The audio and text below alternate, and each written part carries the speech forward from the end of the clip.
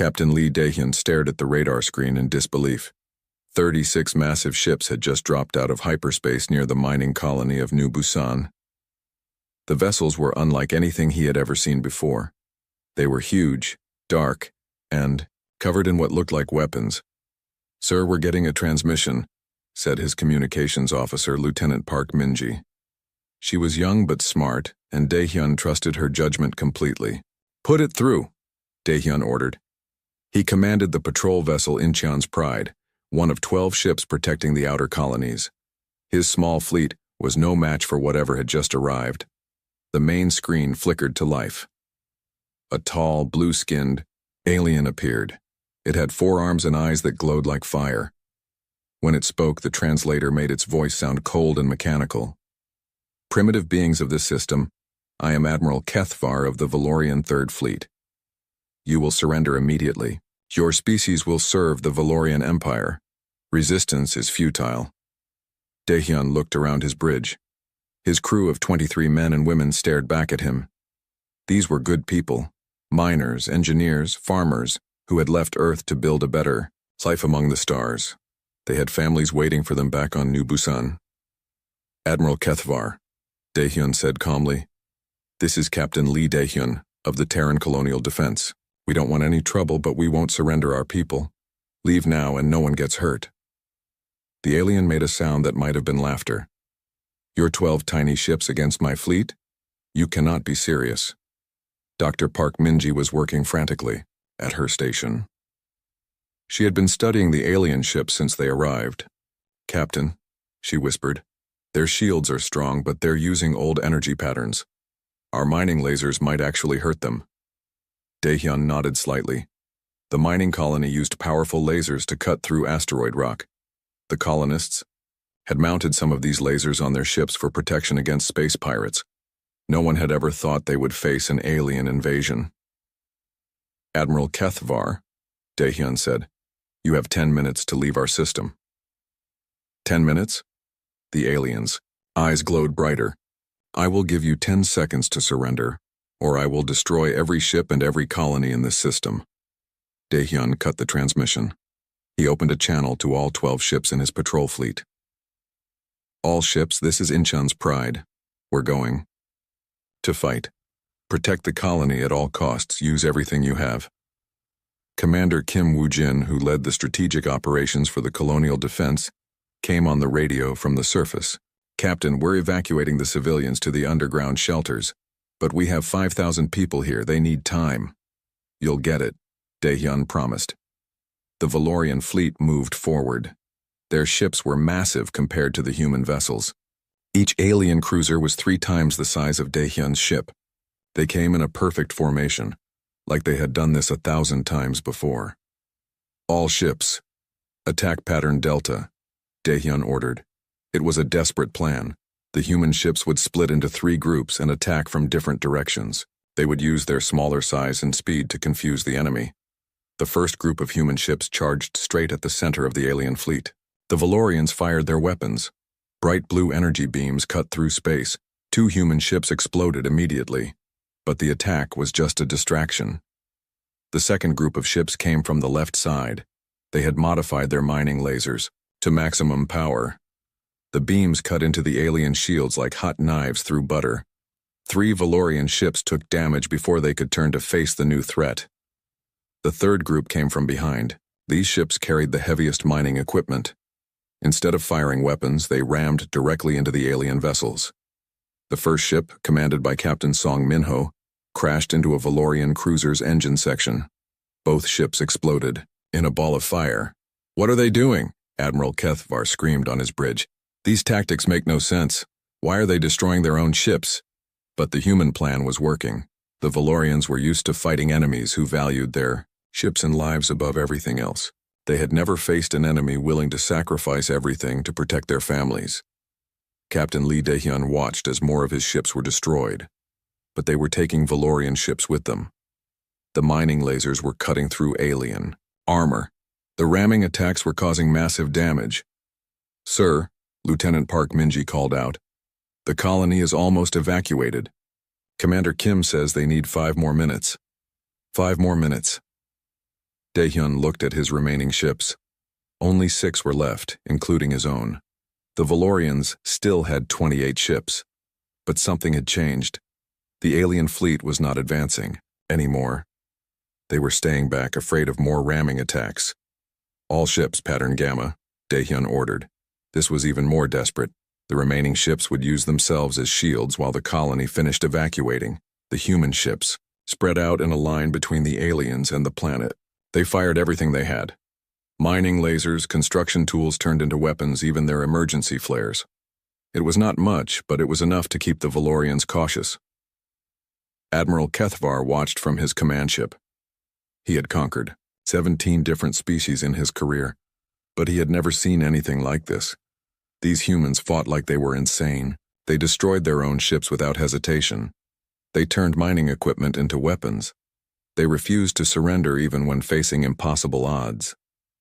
Admiral, his tactical officer, reported, "We have lost 8 ships. These humans are using weapons we do not understand. Their tactics are completely unpredictable." Kethvar stared at the human ships. They were small and weak, but they fought with a fury that frightened him. His own crew was getting nervous. Valorian warriors were brave, but they were not used to enemies who seemed to enjoy dying in battle. "Sir, the humans have stopped firing," the tactical officer said. On the planet below, Commander Kim Woo-jin's voice came over the radio. "Captain Daehyun, all civilians are safe. Underground shelters are sealed. Colony is secure." Daehyun smiled. His mission was complete. The people were safe. But he still had one more surprise for the aliens. "Admiral Kethvar," he broadcast on an open channel. "This is Captain Lee Daehyun. You wanted to see what humans can do when we're threatened. This was just the beginning. Leave now, or find out what we're really capable of." To make his point, Daehyun ordered his remaining ships to detonate their fusion reactors simultaneously. 6 small suns bloomed in space, taking out 5 more Valorian ships that were too close. Admiral Kethvar stared at the expanding fireballs where the human ships had been. These creatures had destroyed themselves just to prove a point. They had killed themselves to send a message.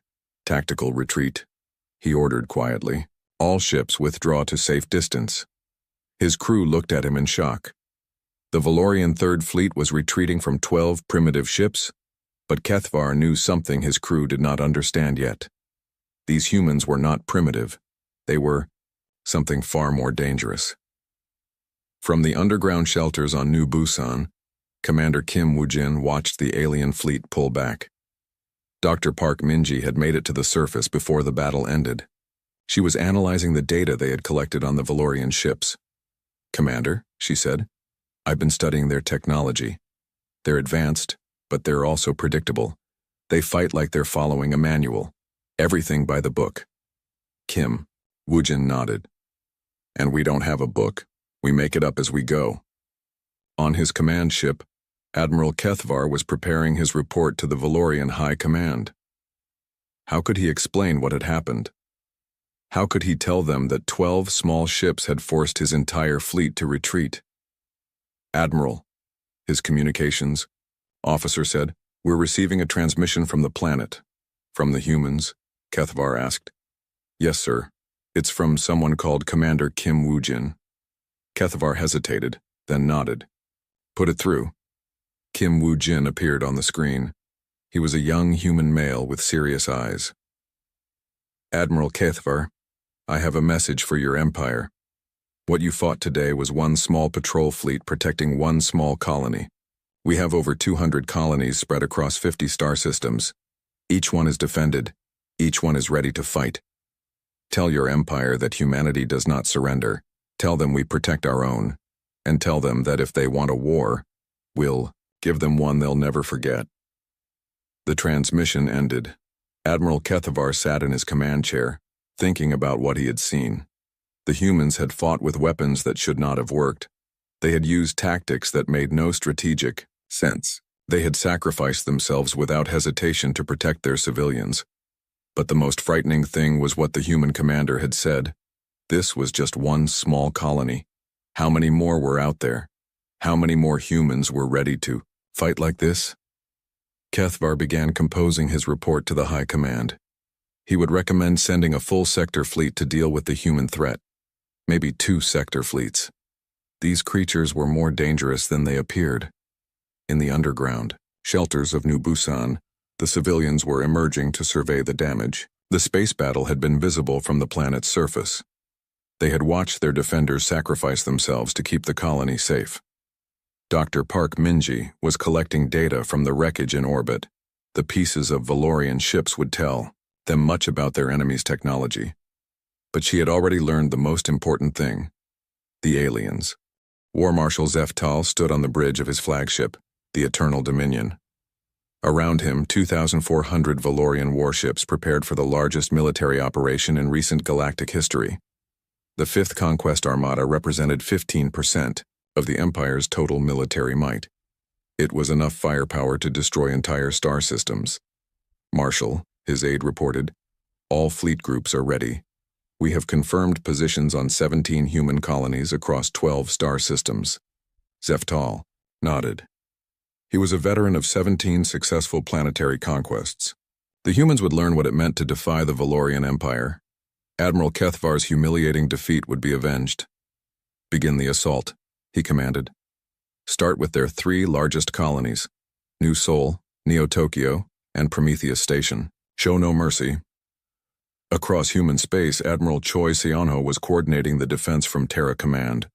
The graying military veteran had spent his entire life preparing for this moment, humanity's first interstellar war. "Sir," his aide reported, "we're detecting massive Valorian fleet movements, at least 2,000 ships, possibly more. They're targeting our major population centers." Choi Seonho studied the tactical display. Red dots showed Valorian ships moving toward human colonies. The enemy had overwhelming numerical superiority. But numbers were not everything. "Send word to all colonies," he ordered. "Execute Defense Protocol 7. All civilians to prepared shelters. All militia units to battle stations. And activate the Ghost Corps." Colonel Yoon Ji-soo received the activation signal while her unit was training in the asteroid fields near Prometheus Station. The Ghost Corps was humanity's most elite special forces unit. They specialized in unconventional warfare, the kind of fighting that regular armies could not handle. "All units, this is Phoenix Leader," she broadcast to her scattered teams. "The party has started, you know what to do." Yoon Ji-soo's teams were different from normal soldiers. They had spent years learning to fight in space without large ships. They used small, fast vessels that could hide among asteroids and space debris. They struck without warning and disappeared before the enemy could respond. The first target was a Valorian supply convoy heading toward New Seoul. 60 transport ships protected by 20 escort vessels. It should have been safe passage through empty space. The attack came from nowhere. Small human ships appeared from behind asteroids and launched everything they had. But instead of trying to destroy the convoy, they targeted the escort ships, communication arrays, and sensor equipment. "What's happening?" the Valorian convoy commander screamed as his screens went dark. "Where are they?" The Ghost Corps ships had already vanished back into the asteroid field, but they had left presents behind. Dozens of small mines attached to the transport ships' hulls. The mines would not explode immediately. They would wait, sending location data to other human forces.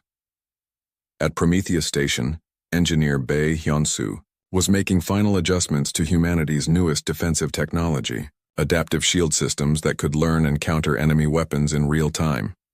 "Sir," his assistant called out, "the Valorian fleet is 3 hours out, 200 ships heading straight for us." Bae Hyun-soo smiled grimly. "Good. Time to see if our shields are as smart as we think they are." The Valorian assault on Prometheus Station began exactly as War Marshal Zeftal had planned. 200 heavy cruisers approached the human industrial complex in perfect formation. The station's defenses looked pathetic in comparison. A few orbital platforms and some civilian ships converted for military use. "Begin bombardment," the Valorian fleet commander ordered. "Destroy all defensive installations." The first wave of Valorian energy weapons struck the station's shields. The barriers flared bright blue and held. The second wave hit harder. The shields flickered but remained active. "Sir," the Valorian tactical officer reported, "their shields are adapting to our weapon frequencies. Each shot is less effective than the last. Bae Hyunsu watched from the station's command center as his adaptive shields learned from each attack. The Valorian weapons used predictable energy patterns. The shields analyzed each shot and adjusted their harmonics to better resist the next one. Rotate shield frequencies every 30 seconds, he ordered. Let them think they're making progress, then surprise them. The battle for Prometheus Station lasted 18 hours. The Valorians threw everything they had at the human defenses, but the adaptive shields continued to evolve, becoming more resistant with each attack. Finally, the Valorian fleet commander made a desperate decision. All ships ramming speed will destroy the station with kinetic impact. But as the alien ships accelerated toward the station, Colonel Yoon Jisu's Ghost Corps struck again. They had been hiding in the wreckage of destroyed civilian ships, waiting for this moment. Small explosives attached to the Valorian ship's engines detonated simultaneously. 20 Valorian ships lost power and crashed into each other. The coordinated ramming attack became a chaotic collision that destroyed 60 more vessels. The surviving ships retreated in confusion. At New Sol Colony, the battle was even more brutal. The Valorians had brought their most powerful siege weapons, expecting to crush human resistance quickly. Instead, they found something they had never encountered before. Every human civilian was a potential soldier. Children as young as 12 operated anti-aircraft guns from concealed positions. Elderly citizens piloted makeshift bombers loaded with mining explosives. The entire population had turned their colony into a fortress. "Sir," a Valorian ground commander reported to his ship, "the humans won't stop fighting. We've taken the main city, but they keep attacking from underground tunnels. Even their children are armed." War Marshal Zeftal could not believe what he was hearing. Civilian populations were supposed to surrender when faced with superior force. They were supposed to beg for mercy. They were not supposed to fight like professional soldiers. "Use the nerve gas," he ordered. "Clear the tunnels." But when the Valorian troops entered the underground passages, they found them empty. The humans had abandoned their positions and moved to new ones. The tunnel system was far more extensive than the aliens had realized. General Na Yunji commanded the defense of New Seoul from a hidden command bunker 3 kilometers underground. She had spent 5 years preparing the colony for siege warfare. Every building was connected to the tunnel system. Every street had hidden weapons caches. Every civilian knew their battle station. "Phase 2, she ordered. "Begin urban assault." Above ground, the Valorian occupation force suddenly found themselves under attack from all directions. Human fighters emerged from sewers, building basements and concealed bunkers. They struck fast and hard, then disappeared back underground. The Valorians were experts at conventional warfare. They knew how to fight other armies in open space or on flat battlefields. But they had no experience with guerrilla tactics in urban environments. "Marshal," the ground commander reported, "we control the surface, but the humans control everything underneath. They appear, attack, and vanish. We can't predict where they'll strike next." Dr. O. Taman was coordinating the human defense from the research facility on Kepler 442b. He had developed the quantum communication network that allowed human forces to coordinate across vast distances instantly. "All units," he broadcast to human forces across 12 star systems, "begin Operation Hornet's Nest. Time to show them what we're really capable of." Across human space, the real counterattack began. The Ghost Corps had spent weeks placing tracking devices on Valorian supply ships. Now they knew the location of every enemy vessel in human territory. Small human strike teams hit Valorian ships throughout the night. They did not try to destroy the vessels. Instead, they sabotaged life support systems, navigation computers, and communication arrays. The alien ships became floating tombs, cutting off from their fleet and slowly dying in space. Colonel Yoon Ji-soo led the most daring raid personally. Her team infiltrated War Marshal Zeftal's flagship while it orbited New Seoul. They did not try to capture or kill the enemy commander. They had a different mission. They planted listening devices throughout the ship and hacked into the Valorian communication system. Now humanity could hear every enemy transmission, every order, every tactical discussion. "Marshal, Yoon Jisu's voice came over the ship's speakers. "This is Colonel Yoon Jisu of the Terran Ghost Corps. We've been listening to your conversations. We know your battle plans. We know your supply routes. We know your weaknesses. Sweet dreams." The transmission cut off, leaving the Valorian command staff staring at each other in shock. The humans had been inside their most secure vessel without being detected. War Marshal Zeftal realized that his invasion was failing. 8 months of fighting had cost him over 1,600 ships. The humans showed no sign of surrendering. If anything, they were becoming more aggressive as the war continued. "Sir," his intelligence officer reported, "we've intercepted human communications. They're calling this the training war.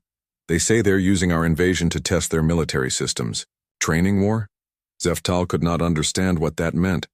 The humans were fighting for their lives. How could they treat it as training? At Terra Command, Admiral Choi Sionho was reviewing battle reports from across human space. The defensive campaign was proceeding exactly as planned. The Valorians were being worn. Grand Admiral Morthak the Destroyer stood on the command deck of his massive dreadnought, the Galaxy's End. Around him, nearly 10,000 Valorian warships assembled in the largest military formation in the Empire's history. 3 full annihilation fleets representing 60% of Valorian military power, prepared to crush humanity once and for all. Admiral, his strategic coordinator, reported, "All fleet groups are in position. We have planet crackers, atmospheric poisoners, and star killer missiles. The humans will face complete extermination." Morthak nodded grimly. He had earned his reputation by destroying entire civilizations that refused to surrender. The humans would learn what true fear meant. War Marshal Zeftal's failure would be avenged with overwhelming force. "No prisoners," he commanded. "No enslaved populations. Total sterilization of all human worlds. We will erase this species from the galaxy." On Terra Prime, President Kang Min-seok stood in the Emergency Command Center deep beneath the planet's capital city. The former military strategist knew this moment would come. The Valorians would eventually commit everything to destroying humanity. "Mr. President," General Na Yunji reported, "Valorian fleets are massing in 7 different staging areas. Intelligence estimates between 9 and 10,000 ships. They're bringing world-killer weapons." Kang Min-seok studied the tactical display showing red dots throughout human space. The enemy had enough firepower to sterilize every human world simultaneously. But humanity had been preparing for exactly this scenario. "Activate Protocol Omega," he ordered quietly. "All hidden facilities, all reserve forces, all secret weapons. It's time to show the galaxy what humanity is truly capable of." Across human space, the real war machine began to awaken. What the Valorians had seen so far was just the public face of human military power. The truth was far more impressive and terrifying. Dr. Otaman coordinated the activation from his hidden facility in the Centauri system. For 3 years, humanity had been building weapons and ships in locations the Valorians could never have imagined. Underwater factories on ocean worlds, underground shipyards and asteroid mining stations, hidden construction facilities in the empty space between star systems. "All stations report ready," he announced to President Kang Min-seok. "Project Deep Storage is fully operational. We have 1,500 hidden production facilities coming online simultaneously." The Valorian assault began with Grand Admiral Morthak's favorite tactic: overwhelming shock and terror. His planet cracker missiles targeted Terra Prime, Nu, Sol, and 12 other major human worlds simultaneously. The weapons were designed to split planets apart from the core outward, but when the missiles reached their targets, something impossible happened. They simply disappeared. "Admiral," his weapons officer reported in confusion, "the planet crackers have been intercepted. Some kind of energy barrier is destroying them before impact." General Na Yunji watched from Terra Prime's command center as Bai Hyunsu's newest defensive system proved itself. Planetary shield generators that could vaporize incoming missiles with focused energy beams. The technology was based on lessons learned from the adaptive shields used at Prometheus Station. "Sir," her tactical officer reported, "all major worlds are secure." The planetary shields are holding against everything they're throwing at us. But the real surprise came when the human counterattack began. Ships emerged from hidden bases throughout human space. Not the converted civilian vessels the Valorians had been fighting, but purpose-built warships designed specifically for military combat. Admiral Shin Ji-won commanded the first wave of humanity's true fleet. Her ships appeared from concealed positions, in asteroid fields, nebulae, and empty space between star systems. The Valorians suddenly found themselves facing an enemy they had never seen before. "All ships," she broadcast, "begin Operation Retribution. Show them what happens when you threaten human families." The new human ships moved unlike anything the Valorians had encountered. They were fast, heavily armed, and equipped with Bai Hyunsu's adaptive technology. Their shields learned from enemy attacks within seconds. Their weapons adjusted frequency and power automatically to penetrate Valorian defenses. Marshal Yang Dong-hyuk led the Deep Space Reconnaissance Force in a series of strikes that devastated Valorian supply lines. His ships had been watching enemy movements for months, learning their patterns and weaknesses. "Target their command vessels," he ordered. "Take out their fleet coordination first." Yang Dong-hyuk's forces used tactics the Valorians could not understand. They appeared from impossible angles, struck with precision at critical systems, and vanished before the enemy could respond. It was like fighting ghosts that could predict every move. Grand Admiral Morthak watched his carefully planned assault dissolve into chaos. Human ships were appearing everywhere, using weapons and tactics his strategists had never encountered. The enemy seemed to know exactly where to strike to cause maximum damage. "Sir," his intelligence officer reported, "the humans have been intercepting our communications for months. They know our battle plans, our supply routes, our ship movements. They've been preparing specifically for this attack." Director Lim Soo-young of the Strategic Deception Division smiled as she watched Valorian fleets struggle against carefully laid traps. Her teams had spent 2 years feeding false information to enemy intelligence while learning everything about Valorian military doctrine. "Phase 3, she announced to her scattered operatives. "Begin the revelation protocol. Time to show them how thoroughly they've been deceived." Across the battlefield, human forces revealed the true scope of their deception. The colonies the Valorians thought they had destroyed were empty shells. The real populations had been evacuated to hidden worlds months before the invasion began. The desperate defenses the humans had mounted were carefully designed training exercises. Every battle had been planned to test specific weapons and tactics against live enemies. The Valorians had unknowingly served as test subjects for humanity's military development. President Kang Min-suk addressed the Valorian High Command directly via intercepted communication channels. His image appeared on screens throughout the VI enemy fleet, calm and confident. "Honorable members of the Valorian Empire," he said, "you have been fighting the Terra Colonial Defense Force, our local militia. They represent approximately 30% of human military capability. You are about to meet the Terran Republic Defense Forces, our actual military." The transmission cut off, leaving Grand Admiral Morthak staring at a blank screen. 30%? The humans had been holding back 70% of their forces? Admiral Park Jin-woo's reserve armada emerged from hiding like a rising tide of death. 15,000 ships of advanced design equipped with weapons the Valorians had never seen. They moved in perfect coordination, as if controlled by a single mind. "All units," Park Jin-woo broadcast, "begin total war protocols. No Valorian ship leaves human space."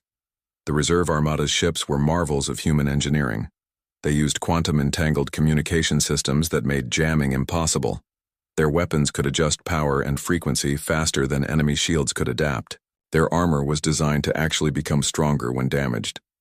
General Hong Yuna commanded the ground forces that landed on Valorian ships disabled by the fleet action. But instead of slaughtering the enemy crews, she did something unprecedented in galactic warfare. "Attention Valorian personnel," she broadcast to captured ships. "We are providing medical assistance to your wounded and repair crews for your damaged vessels. Surrender peacefully and you will be treated according to the Sati, Terran Conventions on Warfare." The Valorian soldiers who surrendered found themselves in a situation none of them could understand. The humans provided food, medical care, and comfortable quarters. They asked questions about Valorian culture and technology, but they did not torture or execute prisoners. "Why are you helping us?" a wounded Valorian officer asked General Hong Yuna. "We came to destroy your species." Hong Yuna smiled sadly. "Because that's what humans do. We fight when we have to, but we don't enjoy killing.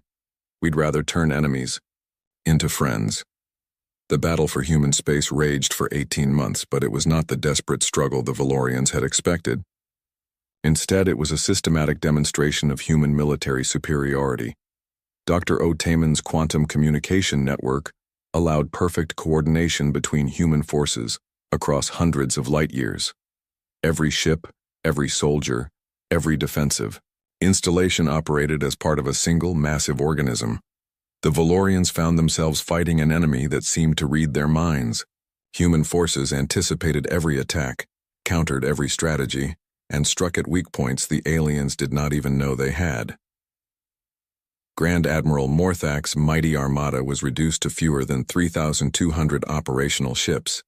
His planet crackers had been neutralized. His elite assault troops had been captured and were being treated better than they treated their own wounded.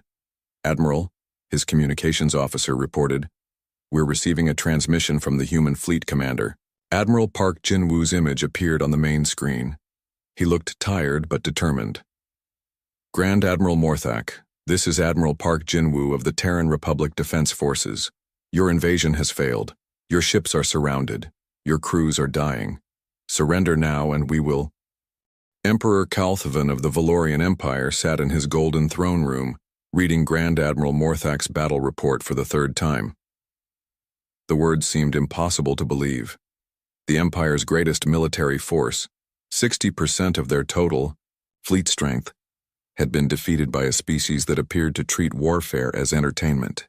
"Counselor Vextar," he called to his chief military advisor, "explain to me how this is possible.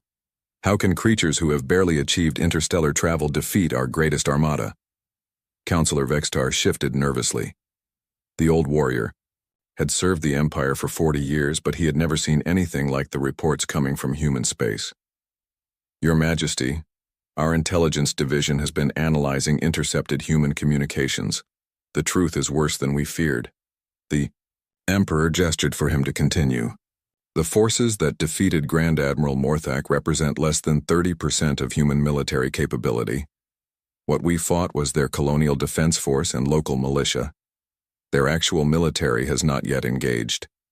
In the depths of space, far from any star system, Admiral Shin Ji-won commanded the human reserve armada from her flagship, the Terra's Wrath. Around her, 15,000 ships waited in perfect formation. These vessels had been built in secret over the past 5 years, hidden in locations the Valorians could never have imagined.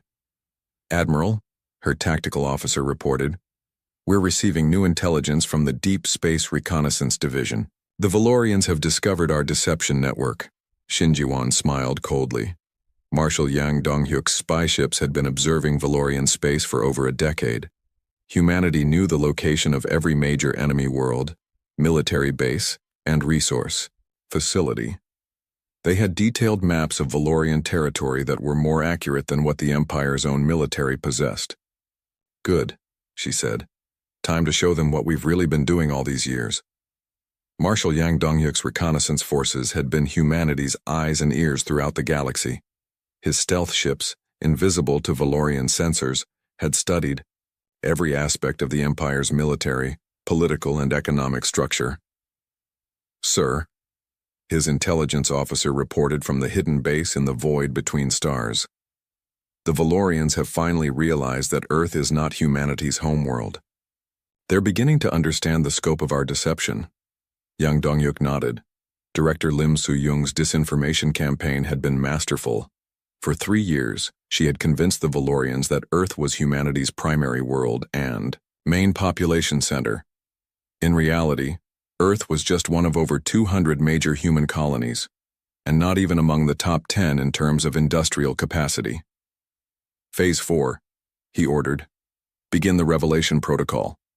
Let them see what humanity really looks like." Director Lim Soo-young sat in her command center on the hidden world of New Geneva, monitoring Valorian communications as her carefully planned deception unraveled. The enemy was finally beginning to understand how thoroughly they had been manipulated. "Sir," her communications specialist reported, "we're detecting panic transmissions throughout Valorian space. They've discovered our observation posts in their territory. They know we've been watching them for years." Lim Su-Yung had spent 5 years building the most sophisticated intelligence network in galactic history. Human operatives and automated spy systems monitored every aspect of Valorian society. They knew the Empire's military secrets, political weaknesses, and economic vulnerabilities. But the most shocking revelation was still to come. Emperor Kalthven received the report from his intelligence division with growing horror. Human spy ships had been operating in Valorian space for over a decade. They had observed military exercises, recorded classified communications, and mapped strategic installations. "Your Majesty," Intelligence Director Morkoth reported, "the humans have been preparing for this war since before first contact. They knew about our empire years before Admiral Kethvar encountered their patrol fleet."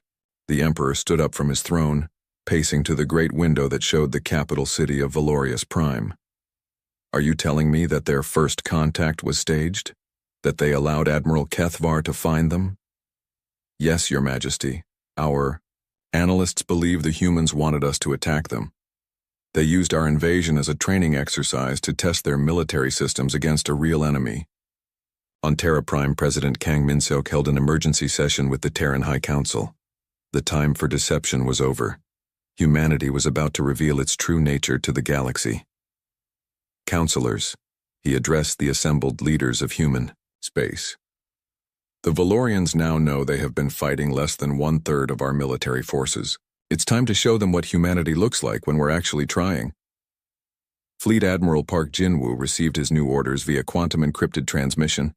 The reserve armada would emerge from hiding and demonstrate why humanity had become the dominant species in their region of the galaxy. "All ships," he broadcast to his massive fleet. "Operation Final Lesson begins now. Show the galaxy what happens when you threaten human civilians." But as the reserve armada prepared to reveal itself, something even more shocking was happening throughout human space. Civilian news broadcasts were discussing the war with casual interest, as if it were a sporting event rather than a fight for survival.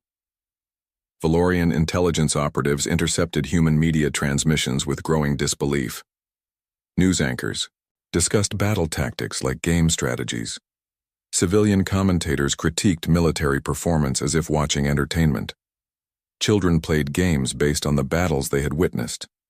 "Breaking news," a human reporter announced. "The Valorian Empire has committed 60% of their total fleet strength to the invasion of human space. Military analysts expect this phase of the conflict to last approximately 6 more months before Valorian forces are forced to retreat." The reporter spoke as if the outcome was already decided. There was no fear, no uncertainty, just confident analysis of how the war would proceed. Emperor Kalthven watched these transmissions in his private chamber, struggling to understand what he was seeing. How could a species under existential threat discuss their situation so calmly? "Counselor Vextar," he called his military advisor, "explain to me why the humans are not afraid." The old warrior's response chilled the Emperor to his core. "Your Majesty, our psychologists believe the humans are not afraid because they never considered this a real threat. To them, our invasion is an interesting challenge, not a fight for survival." In the hidden research facilities of New Cambridge, Dr. O. Taman was coordinating humanity's true scientific achievements. The technology the Valorians had encountered was just the beginning. Human science had advanced far beyond what they had revealed. "Sir," his research assistant reported, "the quantum fold communication network is ready for galaxy-wide activation. We can now coordinate military operations across thousands of light years in real time." Otaman nodded. Humanity's technological advantages went far beyond better weapons and shields. They had developed communication and coordination systems that allowed their entire species to function as a single organism when necessary. But the most disturbing revelation came from intercepted human educational broadcasts. Children in schools were learning about the war as part of their history lessons, even though it was still ongoing. Today we'll study the Valorian conflict, a human teacher explained to her class of 10-year-olds. This represents humanity's first major interstellar war and demonstrates several key principles of asymmetric warfare and psychological operations. The children listened attentively, taking notes on military tactics and strategic deception. To them, the war was already history, a teaching tool to help them understand how their species dealt with external threats. General Hong Yuna was processing Valorian prisoners of war when she made a discovery that changed everything. The captured, enemy soldiers were not the fanatical warriors she had expected. They were frightened, confused beings who had been told they were fighting primitive savages. "Colonel," she reported to her superior, "the Valorian military structure is based on rigid hierarchy and unquestioning obedience. Their soldiers have never faced an enemy that thinks independently. They literally don't know how to fight against opponents who adapt and improvise." This explained why human tactics had been so effective. The Valorians were excellent at following battle plans, but they could not adjust when those plans failed. Humans, on the other hand, had built their entire military doctrine around flexibility and adaptation. Ambassador No Seungmin received his instructions from President Kang Min-seok as Valorian resistance began to collapse throughout their empire. His mission was to negotiate not just an end to the war, but the foundation of a new galactic order. "Ambassador," the president said, "the Valorians are about to learn that humanity has been in contact with 47 other spacefaring species. All of them have been too afraid of the Valorian Empire to reveal themselves. With the Empire neutralized, it's time to build something better." As the truth spread throughout Valorian space, panic began to set in. Not just military panic, but existential terror at the realization of what they had awakened. Humanity was not just another spacefaring species. They were something entirely new in galactic history, a species that treated warfare as problem-solving, diplomacy as President Kang Min-seok stood before the assembled representatives of 63 different species in the Great Hall of Terra Nova Station. The massive space facility had been built in just 6 months, a testament to humanity's industrial capabilities. Today would mark the beginning of a new chapter in galactic history. "Fellow citizens of the galaxy," he began, his words translated into dozens of languages simultaneously.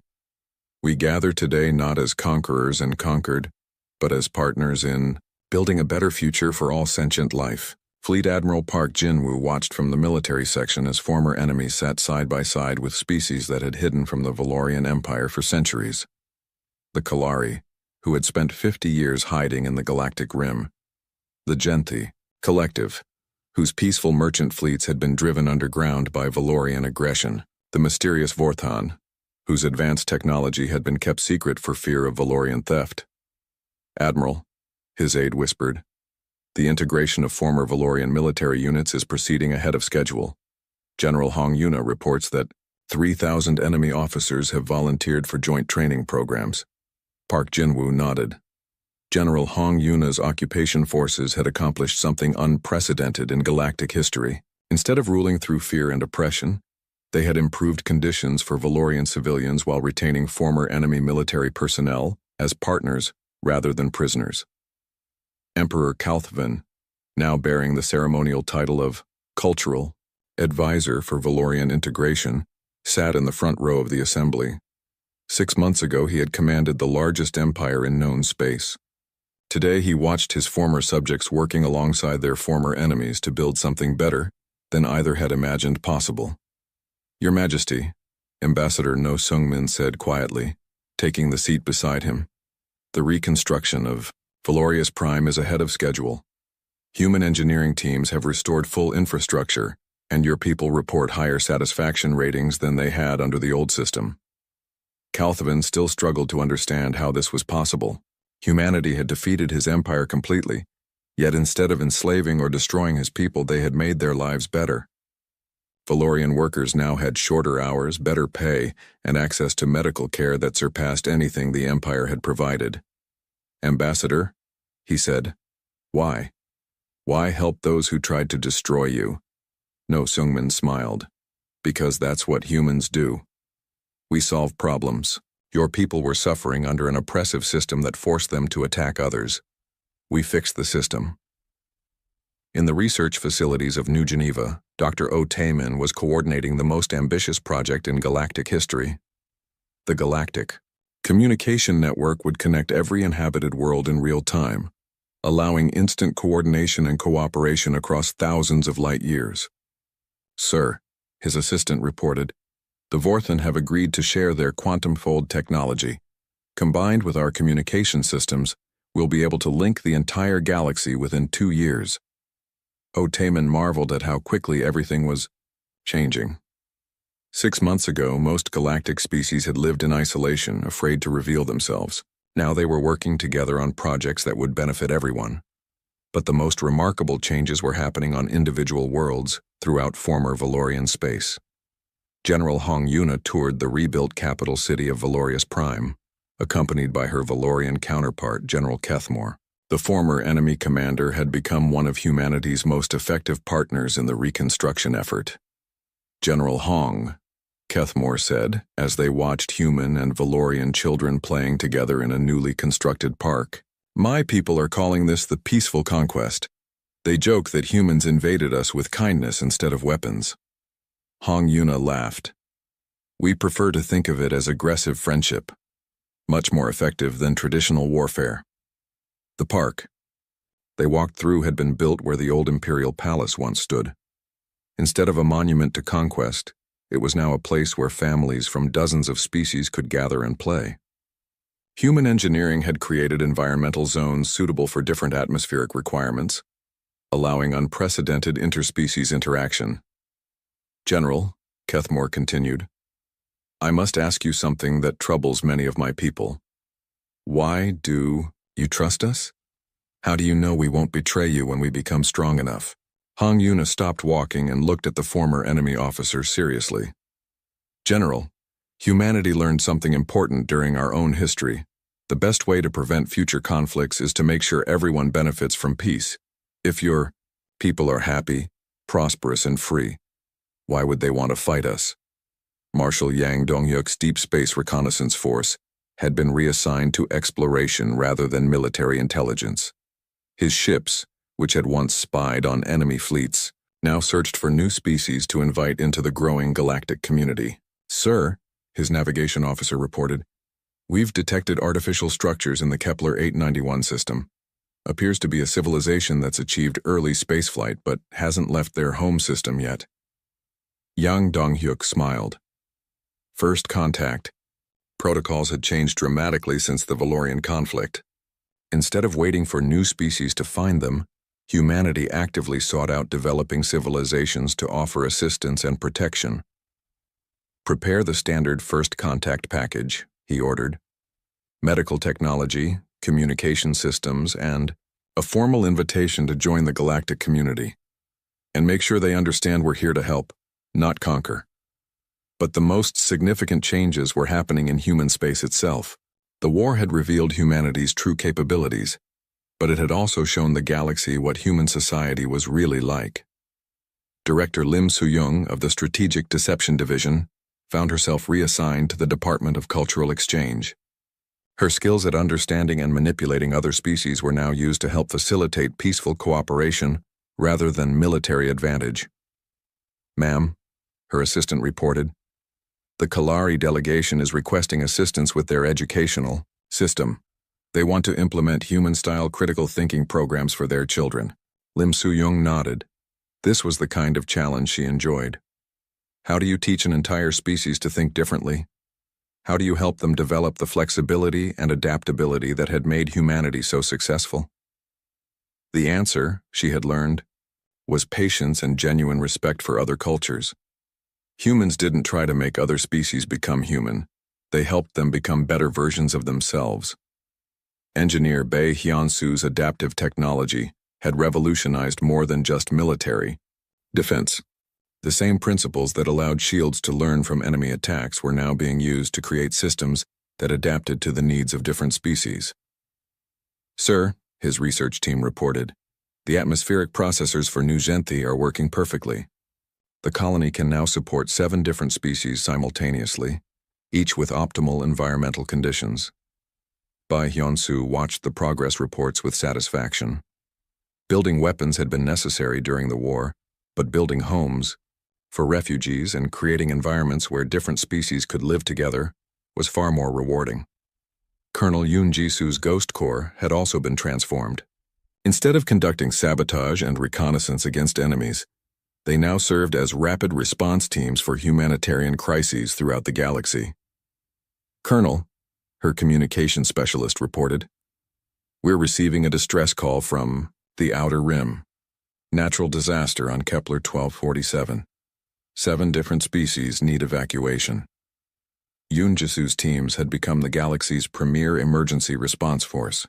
They could appear anywhere within hours, equipped to handle any crisis. The same skills that had made them terrifying to enemies now made them heroes to civilians in need. President Kang Min-seok concluded his address to the Galactic Assembly with words that would be remembered for centuries. "We stand at the beginning of a new age," he said. "An age where strength is measured not by the ability to destroy but by the capacity to build, where success is defined not by conquest but by cooperation, where the greatest warriors are those who fight to protect the innocent and help the weak become strong.